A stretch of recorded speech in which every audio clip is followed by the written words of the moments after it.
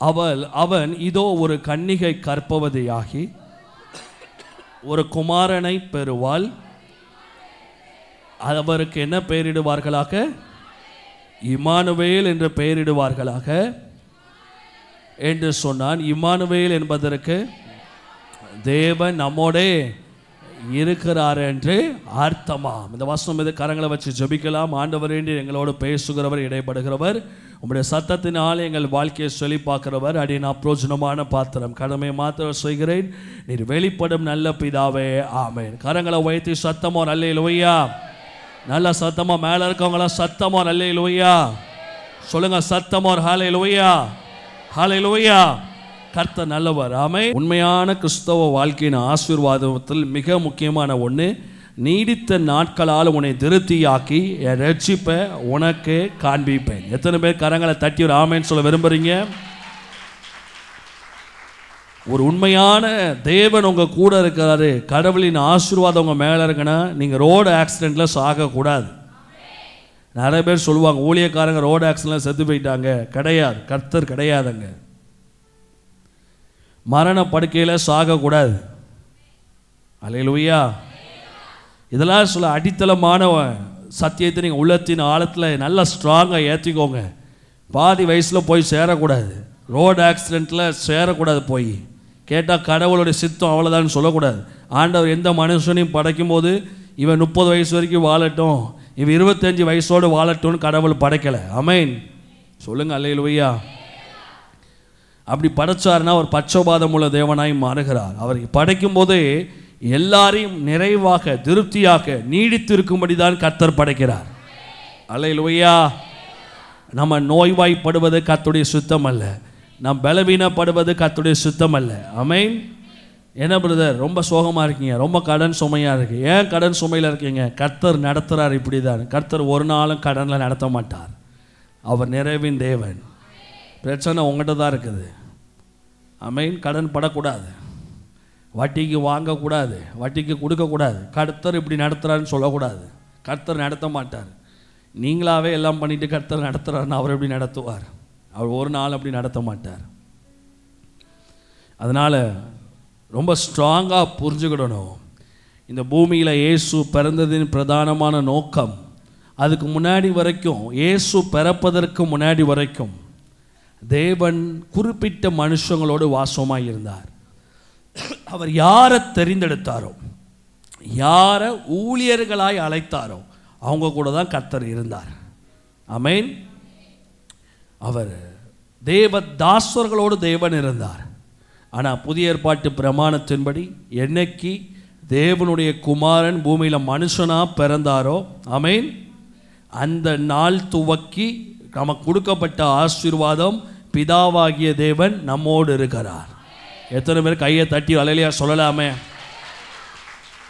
நமக்குள்ள ஒரு யோசனை வரும், பிதானா ரொம்ப ஃபயரு, பிதானா ரொம்ப பயங்கரமானவர். அவர் பயங்கரமானவர் தான், இல்லைன்னு சொல்லலை. அப்பா போலீஸ் தான், பிள்ளைக்கு யார் அவர்? அப்பா. அப்பா வீட்டுக்கு வரும்போது பிள்ளையை கைது செய்ய வராரா? பிள்ளை தப்பு. ஒரு பெரிய போலீஸ் இருக்கார், இன்ஸ்பெக்டர் இருக்கார், பெரிய ஒரு உயர் அதிகாரி, IPS முடிச்சு பெரிய போலீஸாக இருக்கார். இதே இது ரோட்டில் வீட்டுக்கு வெளியே உள்ள ஒருத்தன் களவான்ட்டான்னா விலங்கு போட்டு கைது செய்வார். பிள்ளை அப்பா காசுலேருந்து துட்ட களவான்ட்டுனா இன்னைக்கு IP சட்டத்திட்டம் 302 படி என் பிள்ளையாகிய உன்னை விலங்கு போட்டு கைது செய்கிறேன்னு கைது செய்வாரா, இல்லை அடித்து திருத்தி வாழ வைப்பாரா? இந்த கடவுள் கெட்டவர்னு சொல்கிறான் பார்த்தீங்களா, அவன் தான் ரொம்ப கெட்டவன். எப்பேற்பட்ட கடவுளை கெட்டவன் சொல்கிறான் பார்த்தீங்களா, அயோக்கியனுங்க, நம்பர் 1 அயோக்கியனுங்க. கடவுளையே தப்பாக ப்ரமோட் பண்ணுறானுங்களே, நம்மளெல்லாம் எப்படி ப்ரமோட் பண்ணுவானுங்க? பிதா ரொம்ப அன்பானவர், இரக்கம் நிறைந்தவர். நம்ம ரொம்ப ஸ்ட்ராங்காக இன்னும் அந்த பழைய ஏற்பாட்டு மைண்ட் செட்டோடய உட்காந்துருக்குறோம். பிதா அக்கினியாக இருந்தார். அந்த மோசே மலையில் இறங்கின போது, சீனாய் மலையில் இறங்கின போது அதை தொட்டு அவங்க செத்து போயிட்டாங்க. எல்லாம் இருக்கட்டும், ஓகே, சந்தோஷம்தான். ஆனால் இன்றைக்கி நாங்கள் பிதாக்கு பிள்ளைகளாக கர்த்தரை வைத்திருக்கிறார். கையை தட்டி ஒரு அல்லேலூயா சொல்லலாமே? அப்பா பிதாவே என்று கூப்பிடப்படுகிற புத்திர சுவிகாரத்தின் ஆவியை தந்திருக்கிறார். இன்னைக்கு நான் ஒரே ஒரு லட்சியத்தோடு தான் வந்திருக்கேன். என்ன தெரியுமா? இந்த சர்ச்சில் இருக்கிற எல்லாருக்குள்ளேயும் ஒரு ஃபீல் இருக்கணும், கர்த்தர் என் கூடவே இருக்கிறார், ஆண்டவர் என் கூடவே இருக்கிறார். நீங்கள் இந்த ஃபீல் இல்லாமல் நீங்கள் என்ன ஜெபம் பண்ணாலும் என்ன உபவாசம் பண்ணாலும் உங்கள் ஜெபம் வேஸ்ட். உங்கள் கூட தேவன் இருக்கிறார் அப்படிங்கிற ஒரு கான்சியஸ், ஒரு சென்ஸ் உங்களுக்கு இல்லைன்னா நீங்கள் என்னதான் வாழ்க்கையில் முயற்சி பண்ணாலும் அதை கர்த்தர் ஆசீர்வதிக்க மாட்டார். ஆமென். அவர் உங்கள் கூட இருக்கிறார். ஏழையாக இருந்தாலும் கூட இருக்கார், பணக்காரனாக இருந்தாலும் கூட இருக்கிறாரு, பாவியாக இருந்தாலும் இருக்கிறாரு, நீதிமானாக இருந்தாலும் இருக்கிறாரு. அவரை விசுவாசித்தால் அவர் நம்ம கூட எப்பவும் இருக்கிறார். இயேசுக்கு பெயர் வைக்கும்படி சொல்லுகிறார்கள். இம்மானுவேல் என்று பெயரிடுவார்களாக. என்ன பெயர் வைப்பாங்களாம்? இம்மானுவேல். இம்மானுவேல் என்பதற்கு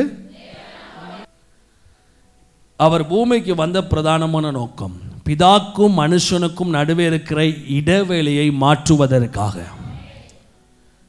பழைய ஏற்பாட்டில் இருந்த அந்த இடைவெளியை மாற்றுவதற்காக தான் அவர் பூமியில் மனுஷனாக வந்தார். இதை ஸ்ட்ராங்காக புரிகிறவங்க கையை தூக்கி அலையிலையா சொல்லலாமே. ஒரு நாளும் சத்தியத்தை யாராலையும் மாற்ற முடியாது. ஆமென். சத்தமாக சொல்லுங்க அல்லேலூயா. சத்தியம் சத்தியம்தான். கர்த்தர் கூட வரக்கூட இருக்கிறார், அவ்வளோதான். அங்கே பைபிள் எங்கேயாவது போட்டிருக்கா இம்மானுவேல் என்பதற்கு நல்லவர்களுடன் கூட இருப்பாருன்னு போட்டிருக்கா?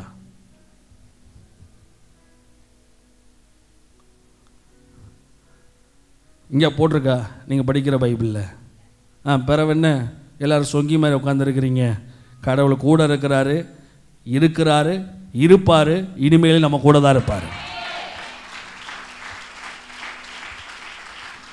வேதம் சொல்லுது, அவர் நாமத்தின் மேல் விசுவாசம் உள்ளவர்களாக அவர் ஏற்றுக்கொண்டவர்கள் எத்தனை பேர்களோ அத்தனை பேர்களும் தேவனுடைய பிள்ளைகள் ஆகும்படிக்கு அவர்களுக்கு என்ன கொடுக்குறாரு? அதிகாரம் கொடுக்குறாரு. நான் சொல்லுகிறேன், உலகத்திலே ஒரு பவர்ஃபுல்லான மனுஷன் யார் தெரியுமா? வல்லமையோ வரங்களோ பெற்றவன் அல்ல. உலகத்திலே ரொம்ப பவர்ஃபுல்லான ஒரு மனுஷன் யாருன்னா கர்த்தரை கூட வச்சிருக்க மனுஷன் தான் பூமியில ரொம்ப பவர்ஃபுல்லான மனுஷன். நோய் ஓடல நிறைய பேர் நினைக்கிறாங்க யார் ரொம்ப பவர்ஃபுல்? அவர் 8 மணி நேரம் ஜெபம் பண்ணுறாரு. ஆமென். அவர் கெட்செமனே மலையில் ஜெபம் பண்ணுறாரு இல்லையா? அந்த மலையில் போய் ஜெபம் பண்ணுறாரு, இந்த மலையில் போய் ஜெபம் பண்ணுறாரு, அதனால ரொம்ப பவர்ஃபுல்லான மனுஷன். சிம்பிளாக அவங்களுக்கு சொல்லித்தாரு, ஜபிக்கிறவங்களோட கர்த்தர் இருக்கவே மாட்டார். ஏன்னா ஜபிக்கிறவங்க என்றைக்குமே சுயநலமாக இருக்காங்க. இயேசு சொல்லுகிறாரு, உண்மைதானே, எங்கே நான் இருக்கிறேனோ அங்கே என் ஊழியக்காரனும் இருக்கிறான். நான் எங்கே இருக்கிறேனோ அங்கே என் ஊழியக்காரனும் இருக்கிறான். இதான் வெரி சிம்பிள். அவர் கூட யார் இருக்கணும்னு ஆசைப்படுறாங்களோ, ஆமென், இயேசு கிறிஸ்து மறுரூபம் ஆகும் பொழுது யோவானும் பேதுருவும் கூட போகிறாங்க. அப்போ சொல்கிறாங்க, தேவனே உமக்கு ஒரு கூடாரமும் எலியாக்கு ஒரு கூடாரமும் மோசைக்கு ஒரு கூடாரம் போட்டு இங்கே செட்டில் ஆயிடுவோம். ஊழியம் கூட பண்ண போக வேண்டாம், செட்டில் ஆயிடுவோம் இங்கே. கடவுள் அதை விருப்பப்படுறார். ஊழியங்களை காட்டிலும் ஜபங்களை காட்டிலும், ஆமென், அவர் கூட இருக்கணும் தான் ஆண்டவர் நம்மளை படைச்சார். இயேசு பிதாவாகிய தேவன், what the purpose of God to create the human. ஆமென். எதுக்கு கர்த்தர் ஆதாம் ஏவாளை படைச்சு என்ன பண்ணார்? பகலின் குளிர்ச்சியான வேளையில் அவர் வருவார், இவர்களோடு பேசுவார். கடவுளோடு மனுஷன் டைமை ஸ்பெண்ட் பண்ணுறதுக்காக தான் தமது சாயலை அவங்கள படைச்சார். இல்லைன்னா அவர் ஆடு மாடு மிருகமாக படைச்சிட்டு போயிருக்கலாமே. மிருகத்தில் ஒன்று மனுஷன். இதை சயின்ஸ் சொல்லுது. அவருடைய சாயலில் நம்ம படைக்கப்பட்டிருக்கோம், இதை வேதம் சொல்லுது. ஆண்டவர் மனுஷனை படைச்ச பிரதான நோக்கமே மனுஷனோடு பேசணும், மனுஷனோடு பழகணும், மனுஷன் கூட இருக்கணும். இதுக்கு தான் ஆண்டவர் ஆதாம் ஏவாளை படைச்சார். இந்த உறவை ஆதாம் பாவம் செய்த போது இழந்தான், இயேசு கிறிஸ்து வந்து மீட்டு கொடுத்துட்டார். ஆமென். கையை தட்டி ஒரு அல்லேலூயா சொல்லலாமே. மேல இருக்கவங்கள சத்தமா சொல்லுங்க ஒரு அல்லேலூயா. நல்ல சத்தமா சொல்லுங்க ஒரு அல்லேலூயா. புதிய ஏற்பாடு ஒண்ணுதான், பழைய ஏற்பாடு ஒண்ணுதான். ரெண்டு புதிய ஏற்பாடு பழைய ஏற்பாடுடைய நோக்கங்களும் ஒண்ணுதான். எத்தனை பேர் ஆமென் சொல்றீங்க? Purpose of the new testament and old testament. திடீர்னு என்ன வாப்ளிங் ஆகுது? Purpose of the old testament and new testament உடைய ரெண்டுடைய நோக்கம் ஒண்ணுதான். ஆமென். ஆதாம் ஏவாளோடு பிதா இடைப்பட்டார். அதுதான் இயேசு வரும்போது அவருக்கு தெளிவாக பேர் வைங்க, அவருக்கு இம்மானுவேல்னு பேர் வைங்க. ஏன்னா இம்மானுவேல் என்பதற்கு தேவன் நம்மோடு கூடவே இருக்கிறார்.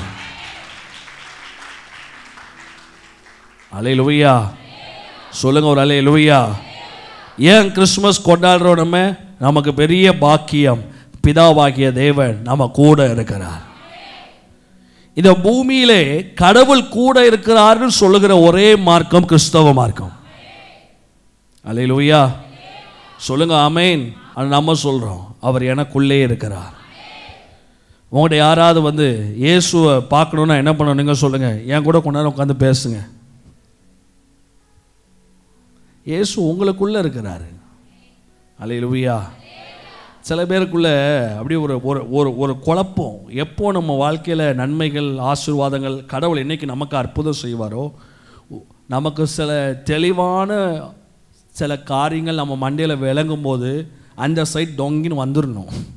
ரெண்டு கட்ட நிலைமையில் இருக்கக்கூடாது. அங்கிட்ட ஒரு கால் இங்கிட்ட ஒரு கால் இருக்கக்கூடாது. ஒருத்தர் ரெண்டு தோணியில் பயணம் செஞ்சால் என்ன ஆகும்? கப்பை பிளந்து செத்து போயிடுவான். ஆவிக்குரிய மரணங்கள் ஏற்படுறதுக்கு காரணம் அதான். அவன் அதையும் கேட்பான் இதையும் கேட்பான். கடவுளை அடிப்பார், அதையும் சந்தோஷமாக கேட்டு ஆமேன் கடவுள் அடித்து விடுவார்னு சொல்லுவான். இங்கே வந்தால் கடவுள் உன்னை ஆசீர்வதிப்பார், உனக்கு எப்படினாலும் மனம் இறங்குவான்னு சொல்ல இங்கேயும் ஆமேன்னு சொல்லுவான். செத்து போயிடுவேன்.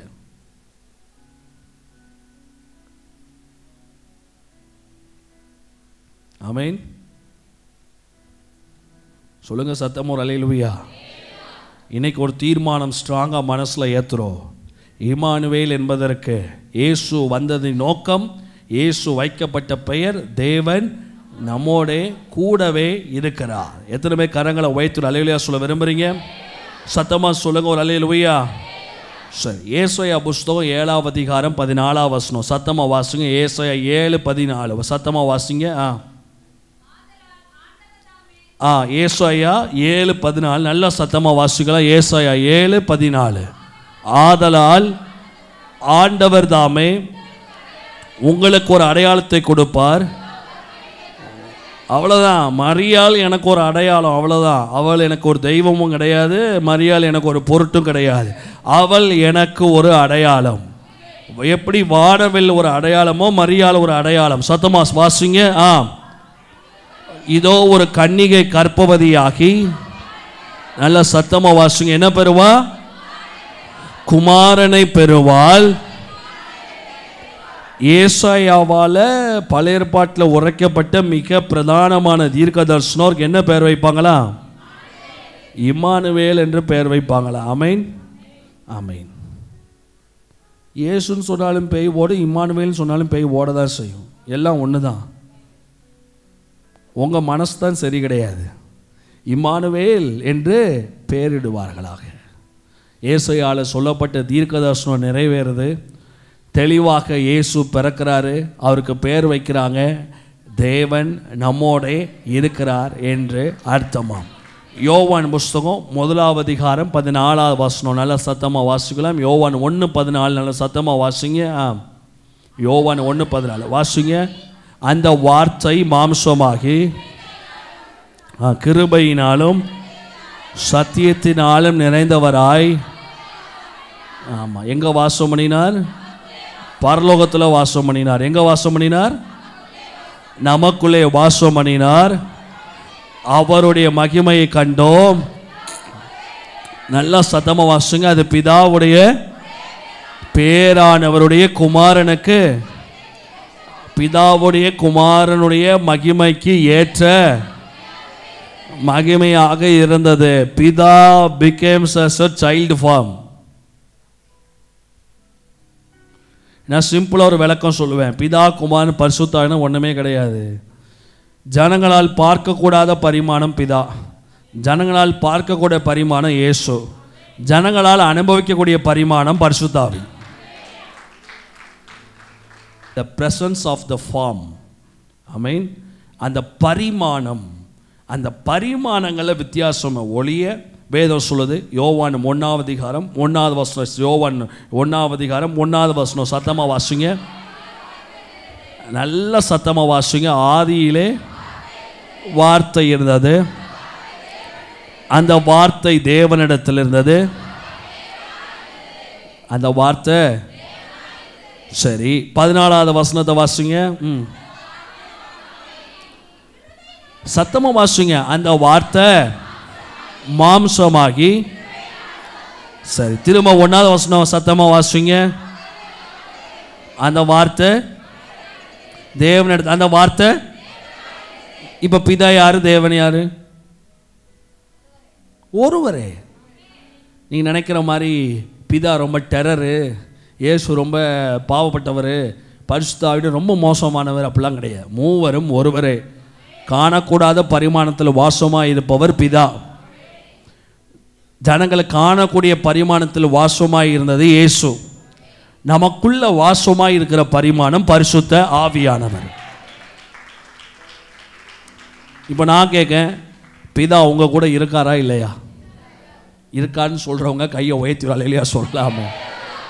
நீங்கள் பரிசுத்த ஆவியை பெற்றவர்களாக இருப்பீர்கள் என்றால் பிதா உங்க கூட இருக்கார். அப்போ நான் கேட்குறேன், உலகத்தில் நம்மளால் எதையும் ஜெயிக்க முடியுமா, ஜெயிக்க முடியாதா? நம்மளால் பிசாசு ஜெயிக்க முடியுமா, முடியாதா? நோய்களை தாண்ட முடியுமா, தாண்ட முடியாதா? போராட்டங்களை ஜெயிக்க முடியுமா, ஜெயிக்க முடியாதா? கடனை அடைக்க முடியுமா, அடைக்க முடியாதா? எல்லாத்தையும் நம்மளால் சகிக்க முடியுமா, முடியாதா? சரி, வருகைகளை நம்மளை பங்கு பெற முடியுமா, முடியாதா? பரிசுத்தமாக வாழ முடியுமா, முடியாதா?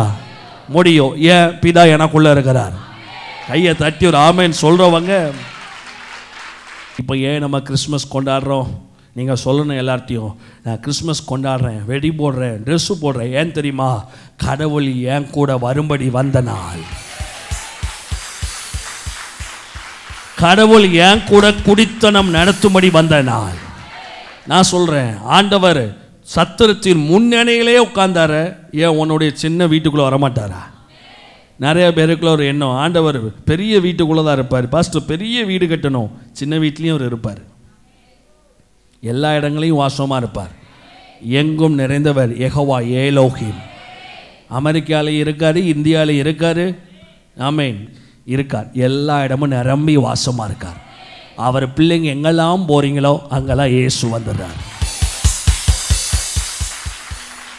அதான் சொல்கிறார், எங்கே நாமத்தினால 2 பேர் 3 பேர் கூடுவீர்களோ நான் வந்துடுவாங்க. முடிஞ்சு போச்சு, நான் அங்கே தான் இருக்கிறேன்.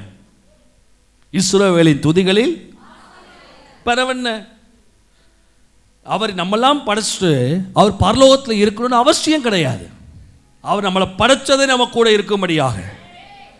பரிசுத்த ஆவி பெற்றதே எப்பொழுதும் தேவனோடு நம் உறவு கொள்ளும்படியாக. இப்போ நான் சொல்லுகிறேன், அந்த வார்த்தை மாம்சமாகி கிருபையினாலும் சத்தியத்தினாலும் நிறைந்தவராய் அவர் நமக்குள்ள வாசம் பண்ணினார். இயேசு போகும்போது சொல்றாரு, நான் போறேன், கவலைப்படாதீங்க, நான் போயிட்டு யாரை அனுப்புறேன்?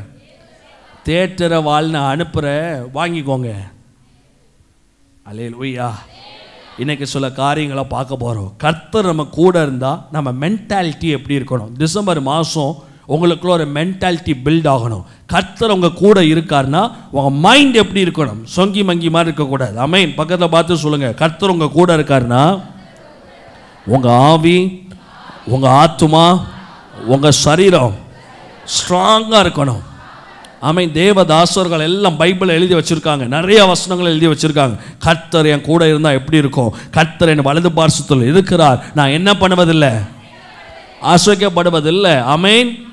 சொல்லுகிறார், கர்த்தர் என் பட்சத்தில் இருக்கும்போது எனக்கு விரோதமாய் நிற்பவன் யார்? உம்மாலே நான் ஒரு சேனைக்குள்ள பாய்வேன், உம்மாலே நான் ஒரு. உங்கள் மைண்டை வேர்ட் ஆஃப் காட்ல பில்ட் பண்ணணும். கிறிஸ்தவ வாழ்க்கை இஸ் பில்டிங் ப்ராசஸ். கிறிஸ்தவ வாழ்க்கை ஒரு கட்டுமான வாழ்க்கை மாதிரி. நீங்கள் எவ்வளோ தூரம் மேட்டரை உள்ளே வாங்கி அதுக்கு ஏற்றவாறு மைண்டை டியூன் பண்ணுறீங்களோ அந்த அளவுக்கு நீங்கள் வளர்றீங்க. உட்காந்து அந்நிய பாஷை பேசுவதனால நீங்கள் வளர போகிறது கிடையாது. அந்நிய பாஷை நானும் டெய்லி பேசுகிறேன், ஆனால் அந்நிய பாஷை பேசுறதுனால உங்கள் ஆத்மா வளருமா? வளராது. திருவசனத்தை கேட்டு அதன் அடிப்படையில் உங்க மைண்டை நீங்க டியூன் பண்ணி டேம் பண்ணி, வேதம் சொல்ல இருதயமானது திருக்குள்ளது, கேடு உள்ளது. இந்த மோசமான இருதயத்தை, இந்த மோசமான மனநிலையை வேர்ட் ஆஃப் காட் அடிப்படையில் மனசு சொல்லும் கடவுளும் கூட இல்லை. ஆனா வேதம் சொல்லுது இம்மானுவேல். உங்களுக்குள்ள காட் மென்டாலிட்டி, நான் எப்பவுமே சொல்லுவேன், not biblical mentality, God's mentality, தேவனின் இருதயம் உங்களுக்குள்ள வராம போனதுக்கு காரணமே இந்த அல்லு சில்லு தான். என்ன பாஸ்டர், என்னது அந்த அல்லு சில்லு? வேற ஒண்ணுமே கிடையாது. கடவுள் கெட்டவர், மோசமானவர், நீ செத்துருவ, விளங்காம போயிருவ, நாசமா போயிருவ, 10 மணி நேரம் ஜோம் பண்ணு, 20 மணி நேரம் ஜோம் பண்ணு, இந்த ஜோம் பண்ணிட்டா எல்லாம் சரியாயிருமா?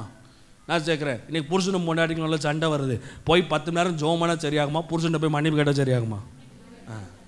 வேற என்ன, போய் புருஷன் போய் நான் 10 மணி நேரம் ஜோம் பண்ணிட்டப்பா, புருஷனை செவுட்டில் அடிச்சுட்டு 10 மணி ஹப்பா ஹத்தாலா கப்பா ஆண்டவரே சமாதானத்தை தாரும், அதை தாரும், இதை தாருன்னா என்ன சமாதானம் வந்துடுமா? செவுட்டு அடித்து பல்ல உடச்சி போடுவான். வீட்டுக்கு பணம் வரணும்னா கருத்து நல்ல வேலையை கொடுத்துருப்பார். இல்லை இல்லை வேலைக்கு நான் போக மாட்டேன், வானத்துக்கு நேராக கையை உயர்த்தன்னு சொல்லி வீட்டு மொட்டை மாடிக்கில் போய் ஆண்டவரே நீர் போஷிக்க வல்லவர், என்னை உடுத்துவிக்க வல்லவர், பாடு, ஒரு 10 பாட்டை பாடு, 10 பாட்டை கேளு, அந்நிய பாஷை பேசு, பணம் வந்துடுமா?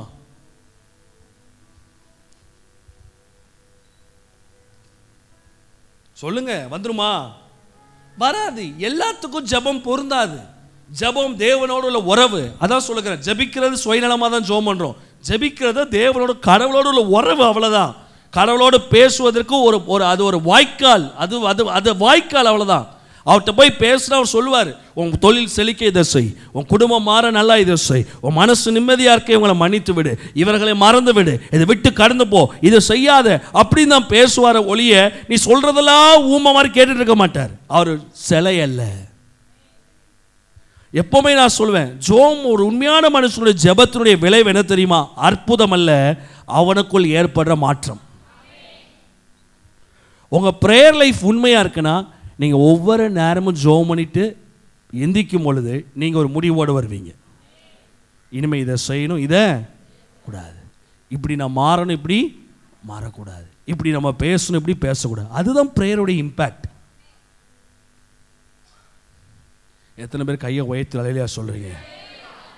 உங்கள் மனநிலையை தேவனுக்கு ஏற்றவாறு நீங்கள் டியூன் பண்ணிட்டீங்கன்னா உங்கள் தேவைக்காக நீங்கள் ஜெபம் பண்ணணும்னு ஒரு அவசியமே வராது. உங்கள் மைண்டை காட்ஸ் மென்டாலிட்டிக்கு நீங்கள் டியூன் பண்ணிட்டீங்கன்னா நீங்கள் மாப்பிள்ளைக்காக அலைய வேண்டிய அவசியமே வராது. சொல்லுங்க ஒரு அல்லேலூயா. உங்கள் மனநிலையை வார்த்தையின் அடிப்படையில் நீங்கள் டியூன் பண்ணிட்டீங்கன்னா உங்கள் சுகத்துக்காக போராட வேண்டிய அவசியமே வராது. சுகம் உங்களுக்குள்ள தன்னால் நடக்க ஆரம்பிக்கும். இன்னைக்கு கிறிஸ்தவ வாழ்க்கையில் எதை எடுத்தாலும் போராட்டமாக தான் இருக்குது விசுவாசிகளுக்கு. எனக்கு என்னன்னே புரியல, பெரிய கேப் கிடக்குது. எதை தொட்டாலும் போராட்டம் தான். சாப்பாட்டில் போராட்டம், தண்ணியில் போராட்டம், குடும்பத்தில் போராட்டம், பிள்ளைகிட்ட போராட்டம், பேர பிள்ளைகிட்ட போராட்டம், பணத்துக்கு போராட்டம். இதனை கடைசி வரைக்கும் நம்ம வாழ்க்கை போராட்டத்தில் தான் இருக்க போதா? எப்போ இந்த பிசாசும் பிசாசின் வல்லமைகளும் உலகம் உங்களுக்கு கீழ்ப்படியும்னா இயேசு உங்களுக்குள்ள இருக்கிறத இந்த பிசாசு முதல்ல ஐடென்டிஃபை பண்ணணும்.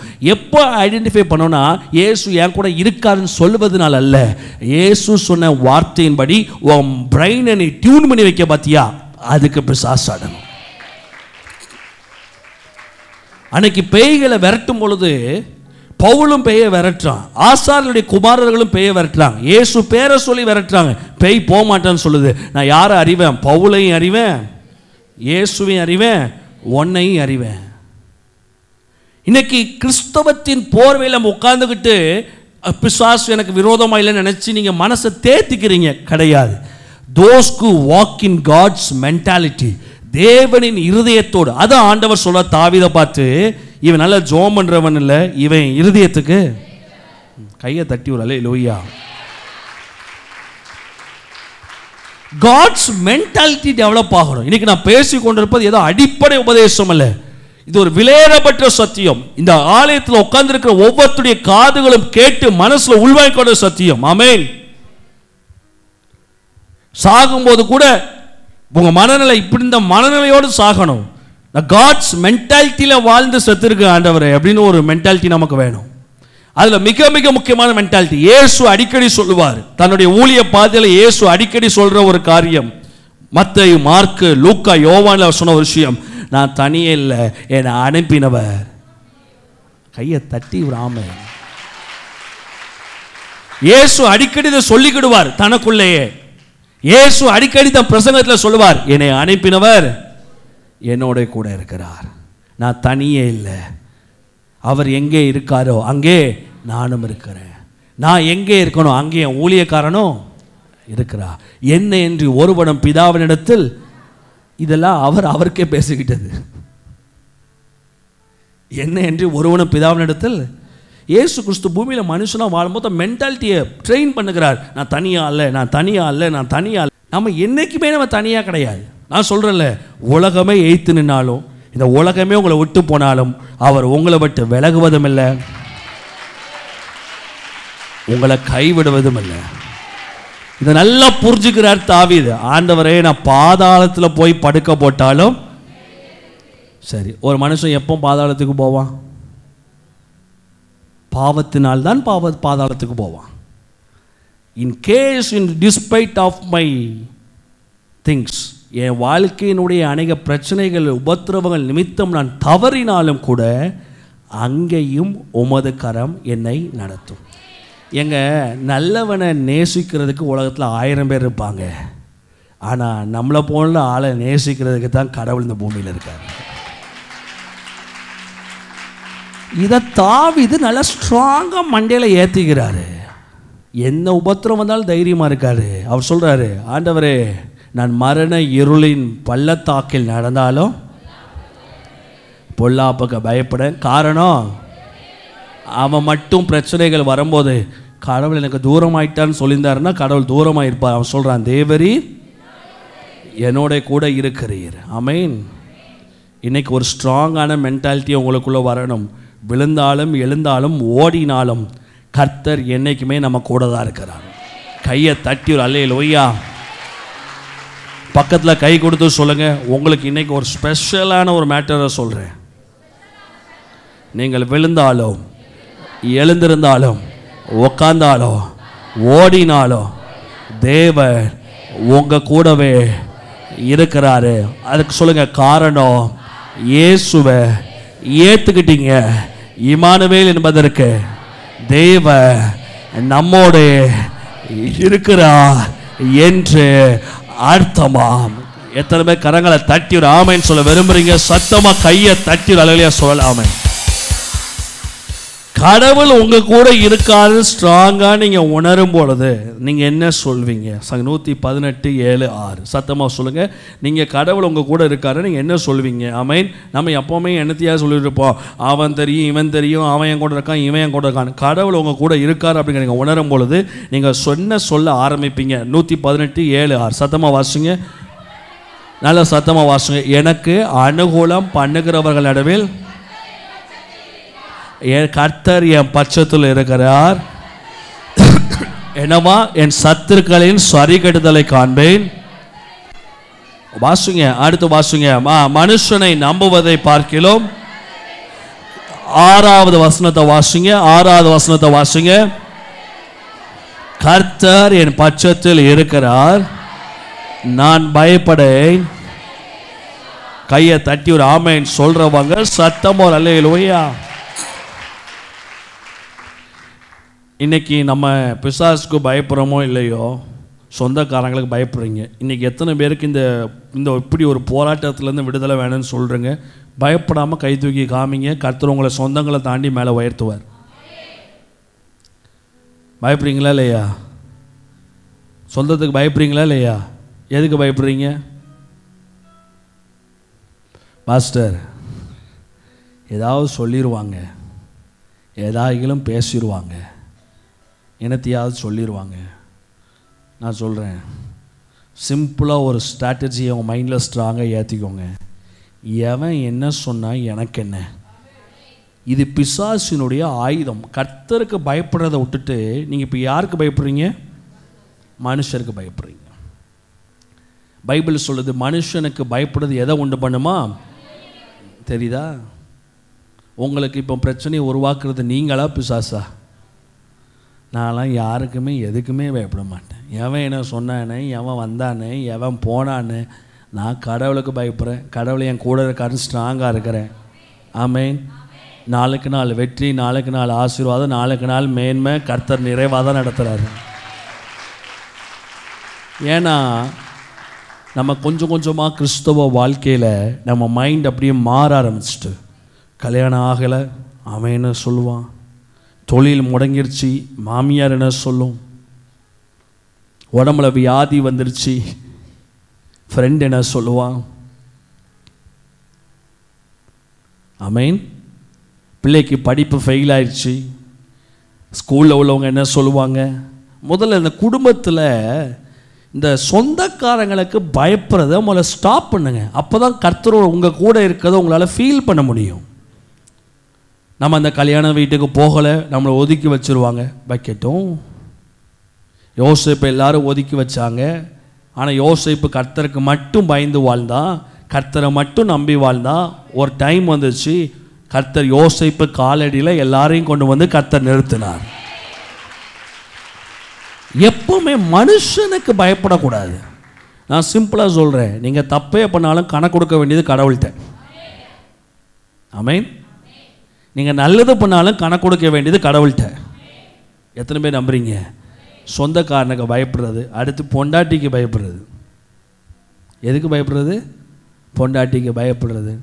நல்லா புரிஞ்சுக்கோங்க, உங்கள் வாழ்க்கையின் பிரயாணத்தில் கடவுள் யார் அவங்க கூட வச்சிருக்கணும்னு நினச்சிருக்காரோ அவங்க கூட இருப்பாங்க. ஆண்டவர் பிளான் பண்ணாத விஷயத்தை நீங்கள் எத்தனை தடவை எடுத்து ஒட்டினாலும் உங்கள் கூட இருக்க மாட்டாங்க. நான் சொல்கிறேன், கர்த்தரை சார்ந்து கொள்வதுனா என்ன நினைக்கிங்க நீங்கள்? கர்த்தரை சார்ந்து கொள்வதுனா என்ன அர்த்தம் தெரியுமா? முதல்ல ஆண்டவரை சார்ந்து கொள்கிற என்ன தெரியுமா? அவர் என்ன முடிவெடுத்தாலும் ஓகே. இது பேர் தான் சார்ந்து கொள்வது. ரெண்டு கையும் தூக்கி நான் உண்மை சார்ந்து கொள்கிறேன், அது கிடையாது. அவர் என்ன முடிவெடுத்தாலும் ஓகே. அவர் என்னை ஆசீர்வதிக்க நினச்சாலும் ஓகே, அவர் என்னை மரண இருளின் பள்ளத்தாக்கில் நடக்க நினைச்சாலும் ஓகே. இதுதான் கர்த்தரை சார்ந்து கொள்வது.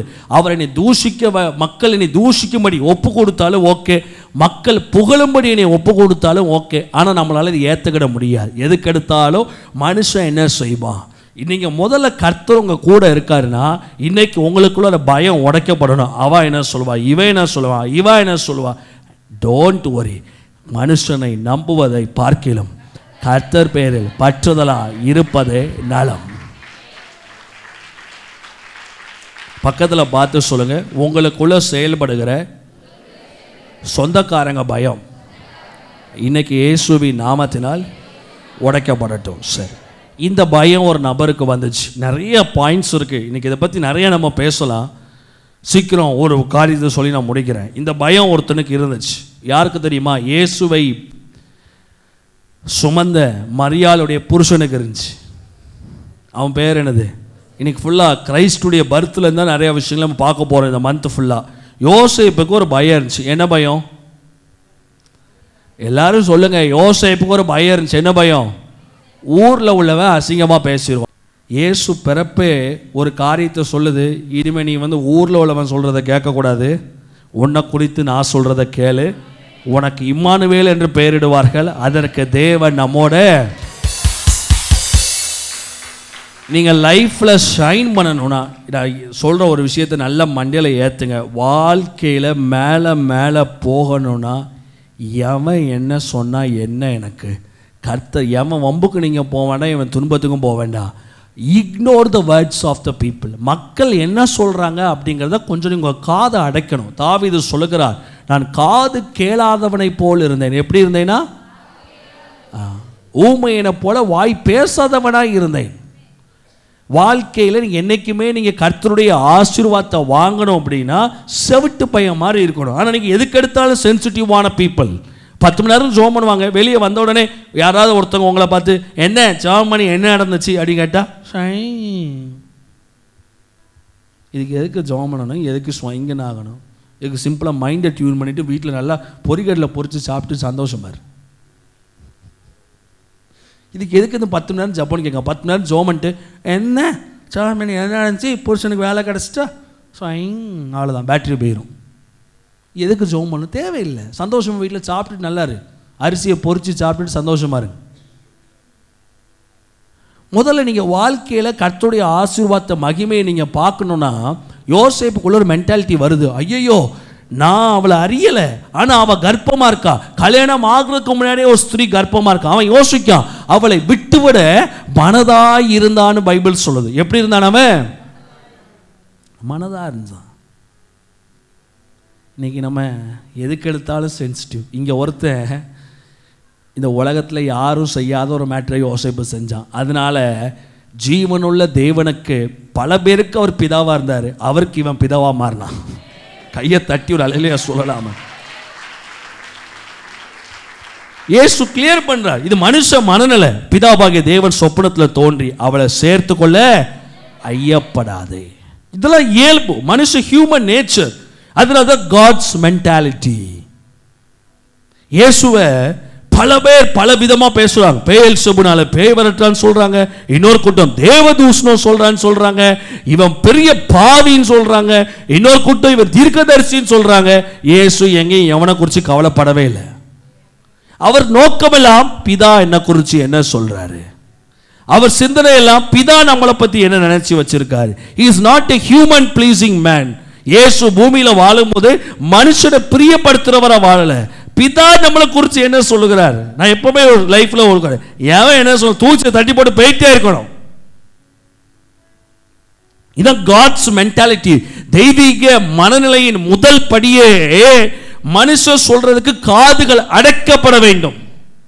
நம்ம எதுக்கு எடுத்தாலும் 24 மணி நேரமும் மனுஷர் சொல்வதற்கு காதுகளை திறந்து வச்சிருக்கிறோம்.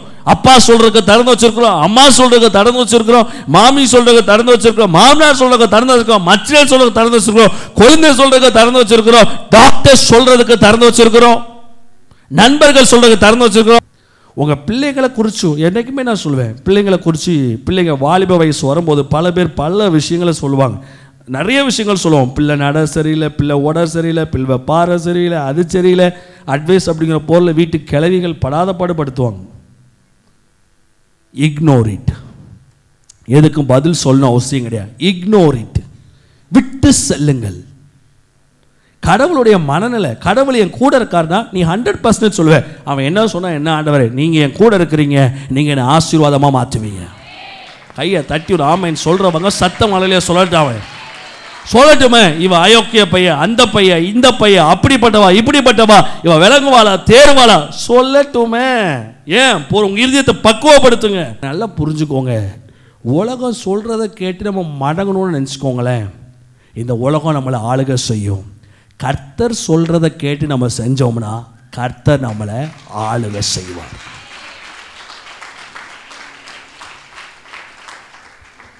சொல்லுங்க, கரங்களை உயர்த்தி ஒரு அல்லேலூயா.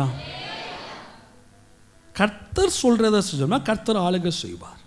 காட்ஸ் மென்டாலிட்டியில் பாயிண்ட் 1, உலகத்துக்கு செவிட்டு பயலாக இருக்கணும். இன்னைக்கு தான் சத்தியம். பக்கத்தில் கை கொடுத்து சொல்லுங்க, கர்த்தருடைய மனநிலையில் பாயிண்ட் நம்பர் 1, உலகத்துக்கு செவிட்டு பயலாக இருக்கணும். யோசேப்பு தேவதாசர்கள், யோசேப்பு அன்னமால் குழியில் தூக்கி போடும்போது ஏன் தூக்கி போட்டீங்கன்னு கேட்கல, தூக்கி மேலே விட்டானுங்க எதுக்கு தூக்குறீங்கன்னு கேட்கல, வித்தானுங்க எதுக்கு விற்கிறீங்கன்னு கேட்கல. போத்திபார் வீட்டில் போய் அவள் பிரச்சனை பண்ணி மேட்ரை மாற்றிடுறா, அவட்ட போய் ஏன் எனக்கு இப்படி செய்தாய் அப்படின்னு கேட்கல. ராஜா கூப்பிட்டு உயர்த்தும் போது ஏன் உயர்த்துறீங்க அதுவும் கேட்கல.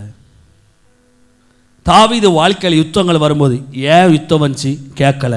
அவங்க அப்பா சாமுவேல் வரும்போது குடும்பத்தில் எல்லாவனையும் கூட்டு உட்கார வைக்காரு, இவனை மறந்து போயிடுறாரு, ஏன் மறந்தீங்க கேட்கல. சாமுவேல் அபிஷேகம் பண்ணுகிறார், ஏன் அபிஷேகம் பண்றீங்க கேட்கல. ராஜாவா மாறுறான், ஏன் ராஜாவாக்குனீங்க கேட்கல. தேவையில்லை. கர்த்தர் அந்தந்த காரியத்தில் அதன் வேலையில் எல்லாவற்றையும் நமக்கு நேர்த்தியாய் செய்வார்.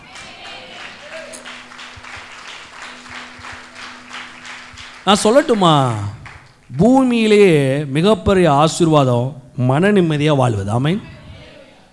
அந்த மன நிம்மதி தான் இயேசு சொல்கிற உலகம் கொடுக்க முடியாத சமாதானம், உலகம் எடுத்துக்கொள்ள முடியாத சமாதானம்னு சொல்லி.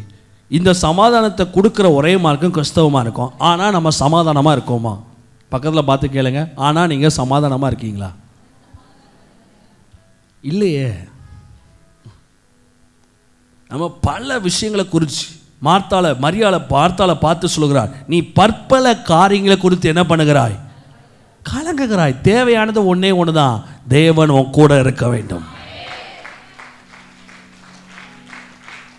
ஆமென். பக்கத்தில் கை கொடுத்து சொல்லுங்க, தேவையெல்லாம் ஒன்னே ஒண்ணுதான். கடவுள் உங்க கூட இருக்கணும், நீங்க தேவனோடு இருக்கணும். Don't worry. அல்லேலூயா.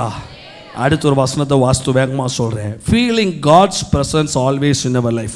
யாத்திராகமம் 33:14. ரெண்டாவது மனநிலை, உலகம் சொல்கிறதுக்கு செவிகள் அடைக்கப்படணும். ரெண்டாவது மனநிலை யாத்திராகமம் 33:14. சத்தமாக வாசிங்க பார்க்கலாம். யாத்திராகமம் 33:14 வாசிங்க. அதற்கு அவர், என் சமூகம் உனக்கு முன்பாக சொல்லும். எத்தனை பேர் நம்புறீங்க, நம்ம ஒரு விஷயத்தை செய்யறதுக்கு முன்னாடியே கடவுள் நமக்கு முன்னாடி இதை செய்ய ஆரம்பிக்கிறார்? நம்புறவங்க கையை தட்டி அல்லேலூயா சொல்லலாமே. நம்ம ஒரு விஷயத்தை செய்யறதுக்கு முன்னாடியே கடவுள் அதை செய்ய ஆரம்பிச்சிடறார். இந்த ஃபெய்த் நமக்கு வேணும். நான் எங்க போனாலும் கர்த்தர் முன்னாடி போறார். அவர் பிரசன்னம் முன்பதாக போகுது. பஸ்ல ஏறினா நமக்கு இருக்கணும், ஆண்டவர் முன்னாடியே வந்துட்டாரு. அங்கே உட்காந்து பயப்படக்கூடாது, டிரைவர் எங்கேயா முட்டி மோதிடுவானான்னு சொல்லி. பிசாசின் மனநிலை எப்போ பார்த்தாலும் நெகட்டிவ் மைண்ட் செட். பஸ்ஸு மோதிரும், ஏரோப்ளேன் வெடிச்சிரும், பிள்ளை வலிக்கு கீழே விழுந்துரும், 24 மணி நேரமும் கடனில் மாட்டிடுவேன், செத்து போயிடுவேன். செத்து போனால் பாஸ்டர் வரவும் மாட்டேன். ஈடுபட்ட சாவுக்குன்னு வரவும் மாட்டேன். நல்லா செத்தாக தான் வருவேன். பிள்ளைங்க பிச்சை எடுக்கும், ஆமாம் எடுத்துரும், நீனும் கூட சேர்ந்து எடுத்துரு. என்னையா சொத்தை சேர்த்து வைக்கல, பிள்ளை பிச்சை எடுக்கும், ஆமாம் பிச்சை தான் எடுக்கும், நீனும் சேர்ந்து எடுத்துரு கூட. 24 மணி நேரமும் பிச்சை எடுக்கும், வலிக்கு கீழே விழுந்துருவோம், புருஷன் வீட்டுக்கு வரல, எங்கேயா விழுந்து கிடப்பாரோ. என்ன இது? 24/7 நெகட்டிவ் மைண்ட் செட். பிள்ளைங்க படிக்காது, பிள்ளைங்க அது பண்ணாது, சம்பாதிக்க முடியாது, வைக்க முடியாது, சாப்பிட முடியாது, கொல்ல முடியாது. சாப்பிட்டது எனக்கு பேப்பர் வாசிக்கும்போது பொரோட்டா சாப்பிட்டு வாலிபர் பலின்னு உடனே பொரோட்டா கடையை பார்த்தா பயப்படுறது. அவன் சாவணும், அது அவனுக்கு எழுதி வச்சது, அது அவன் நேரம். நான் சாவுக்கு எதுவானதை குடித்தாலும் சாக மாட்டேன்னு ஆண்டவர் சொல்லியிருக்காரா? பொரோட்டா சாப்பிட்டு சாவனாயா?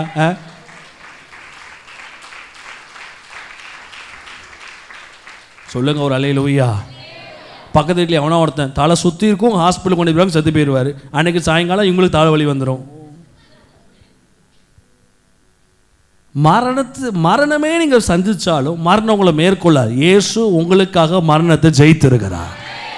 நான் ரொம்ப ஸ்ட்ராங்காக இருக்காது. மரணத்தையே நம்ம சந்திச்சாலும், சாவு பயத்தை காட்டிட்டான் அப்படிங்கிற மாதிரி சாவு பயத்தையே காமிச்சாலும் நீங்கள் சொல்லணும், கர்த்தர் என் கூட இருக்கிறாரு. மரண இருளின், இதான் காட்ஸ் மென்டாலிட்டி. நான் மரண இருளின் பள்ளத்தாக்கில் நடந்தாலும் தேவரீர் என்னோட கூட இருக்கிறீர். எத்தனை பேர் நம்புறீங்க ஒரு அல்லேலூயா? God's mentality. மனுஷன் என்ன சொல்வான்? தூக்கி குப்பையில் போடு. ரெண்டாவது, நான் எதை செஞ்சாலும் கர்த்தருடைய பிரசனம் எனக்கு முன்னாடி போகுது. நான் ஒரு கடையை திறந்தாலும் அந்த கடையில் கர்த்தருடைய பிரசனம் எனக்கு முன்னாடி போகுது. நான் எங்கே நின்னாலும் தேவ பிரசனம் என் கூட இருக்கு. தேவ பிரசனம் எனக்கு முன்னாடி போகுது. அவர் எனக்கு முன்னாடி போய் கோலலான எல்லாவற்றையும் செவ்வையாக மாற்றுகிறார். இன்னொரு விஷயம் நான் சொல்கிறேனே, காட்ஸ் மென்டாலிட்டி ஆப்ரேட் ஆகிறவங்களுக்கு டெவில்ஸ் மென்டாலிட்டி வரக்கூடாது. ஏன் தெரியுமா சொல்கிறேன்? தொட்டதெல்லாம் குத்தம்னு சொல்லுவாங்க ஒரு பழமொழி. இவனுக்கு தொட்டதெல்லாம் குத்தம் பாஸ்டர் அப்படின்னு. எதை எடுத்தாலும் ஒரு ஆராய்ச்சியின் மனநிலை. ஒரு தக்காளி வாங்கினோம்னா அந்த தக்காளி சூம்பி இருந்துச்சுன்னா வெள்ளி சூனியம் வச்சுட்டாங்க. காலையில் மழை பெஞ்சதுன்னா செய்வனை வச்சுட்டாங்க. நீ பெரிய பெரிய அப்பாட்டக்கரு, உன்னை தேர்தலில் ஜெயிச்சு தான் எம்எல்ஏ ஆகணும். நாங்கள் நீங்கள் யாருன்னு முதல்ல தெரிஞ்சுக்கோங்க. நீங்கள் ஆண்டவருடைய பிள்ளைங்க. கடவுளுடைய முத்திரை உங்கள் மேலே இருக்குது. சாவே மேற்கொள்ளாதுங்கும் போது 24 மணி நேரம் கத்திரிக்காய் சூம்பி போச்சு, மிளகாய் சூம்பி போச்சு, வத்தல் காலியாக போச்சு. அன்னைக்கு ஒருத்தவங்க சொல்கிறாங்க, பாஸ்டர் வீட்டில் பால் ரொம்ப தெரிஞ்சு போகுது பாஸ்டர், என்னமோ எங்கள் வீட்டில் நடக்குதுன்னு. என்ன சொல்ல, ஆரோக்கிய பால் வாங்கு, 40 நாள் வெளியே வச்சாலும் தெரிஞ்சு போகாது. ஆரோக்கியமாக இரு. உனக்கு கொழுப்படுத்து பசும்பால் வாங்கினா நான் என்ன பண்ணேன்? ஆரோக்கிய பால் வாங்கு, பால் போடுறவாங்க 1 வருஷம் ஆனாலும் கெட்டு போகாது. பால் தெரிஞ்சு போகுது, செய்வனருக்கு. எதை எடுத்தாலும் டெவில்ஸ் மென்டாலிட்டி. ஒரு வீடு கட்டுறோமா, உடனே வீடு கட்டுற அன்னைக்கு பாஸ்டர் போராட்டங்கள் வரக்கூடாதுன்னு ஜோம், நமக்கே பயம் வந்துடும். இவனுக்கு எதுக்குப்பா நம்ம ஜோம் பண்ணுறோம், இவன் போராட்டம் நம்மளை எதுக்கு தாக்கும், ஆண்டவரை நல்லபடியாக நடத்தி கொடுங்கன்னு ஓடி தான் வருவேன் நான்லாம். எதுக்கு தாக்க போகுது, எதுக்கு நம்மளை மேற்கொள்ள போகுது? பயம். எதை தொட்டால் devil's mentality. It's called devil's mentality. 24 மணி நேரம் எதை தொட்டாலும் பயம். வீடு கட்டினா அதில் ஏதாவது நடந்துரும். ஆமென்.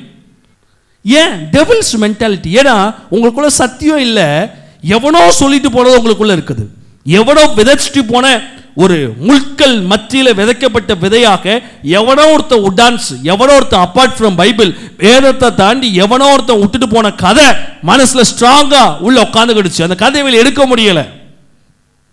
நல்ல காரியம் நடக்கும்போது ஏதாவது கெட்ட காரியம் நடக்கும். நான் சொல்றேன், உங்களில் நற்கிரியைகளை துவக்கிறவர் கிறிஸ்துவின் வருகை நாள் மட்டும் அதை நிறைவேற்றி முடிக்க வல்லவராய் இருக்கிறார். Be strong.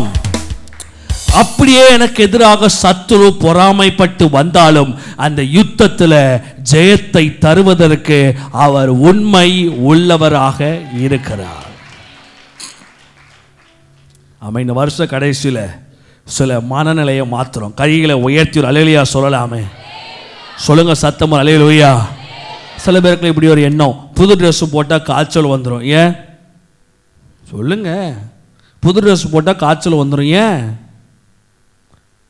வன்கண் திஷ்டி கழிக்கணும். என்ன கழிக்கணும்? நான் சொல்லட்டுமா? பிரியமானவனே, உன் ஆத்மா வாழ்வது போல எல்லாவற்றிலும் நீ வாழ்ந்து சுகமாக. நான் ஆண்டுடைய வார்த்தையை தான் நம்புகிறேன். புது ட்ரெஸ் போட்டால் வன்கண்ணில் ஒரு காய்ச்சலும் வராது. ஆமென். காய்ச்சல் வந்தால் தான் புது ட்ரெஸ் போடணும். நான் நல்லா இருக்கணும், அதுக்கு தான் இயேசு சிலுவையில் அடிபட்டிருக்காரு. இதென்ன புது ட்ரெஸ் போட்டால் காய்ச்சல் வந்தோம், திஷ்டி கழிச்சு போடணும்? தேவையில்லை. Devils mentality. எதை தொட்டால் நஷ்டமாக முடிஞ்சிடும், எதை தொட்டாலும் பிரச்சனையாக மாறும், எதை தொட்டாலும் மோசமாக முடியும். பிசாசு உங்களை கையகப்படுத்தி இருக்கிறான். வெளியே வாங்க. மனுஷ சத்தத்துக்கு செவிகளை அடங்க. டெவில்ஸ் மென்டாலிட்டியை விட்டு வெளியே வாங்க. கையை உயர்த்தி அல்லேலூயா. நிறைய பேருக்கு பயம். நைட்டு 12 மணிக்கு மேலே என்ன பண்ணக்கூடாது, வெளியே போக கூடாது.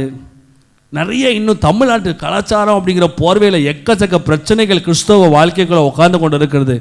ஸ்திரீகள் அவங்க நாட்களில் வெளியே வரக்கூடாது. ராத்திரி நேரங்களில் செவ்வாய்க்கிழமை ஆனால் காசு வெளியே போகக்கூடாது. இருக்கா? செவ்வாய்க்கிழமான காசு வெளியே போகக்கூடாது. மண்டே ஆட்டுங்க நல்லா. செவ்வாய்க்கிழமான காசு போகக்கூடாது. வெள்ளிக்கிழமான காசு உள்ளே வரக்கூடாது. என்னங்க இது பைத்தியகாரத்தனமாக இருக்குது? செவ்வாய்க்கிழமை சாப்பிடாமல் இருக்க வெள்ளிக்கிழமை சரி, செவ்வாய்க்கிழமை உனக்கு மண்டை உடஞ்சி ரத்தம் வருது, 6 மணிக்கு மேலே ஹாஸ்பிட்டலில் போகிறீங்க, காசு வெளியே போகக்கூடாது. காசு கட்டினா தான் உயிரோடு வாழ முடியும். என்ன கட்டாமல் இருப்பியா? என்ன இது பைத்தியகாரத்தனம்? இந்த மூடத்தனங்கள், மூட நம்பிக்கைகள், டெவில்ஸ் மென்டாலிட்டி இருக்கட்டுமே. பில்லி சூனியமாக இருக்கட்டும், உங்களுக்கு எதிராக எந்த ஆயுதம் உருவாக்கப்படலாம். ஆண்டுடைய வார்த்தை சொல்லுது, உனக்கு விரோதமாய் உருவாக்கப்படும் எந்த ஆயுதமும் வாய்க்காதே போகும். எனக்கு எதிராக 1000 ஆயுதங்கள் உருவாக்கப்படலாம், ஆனால் ஆண்டுடைய வேதம் சொல்லுது எதுவும் வாய்க்காதே போகும்.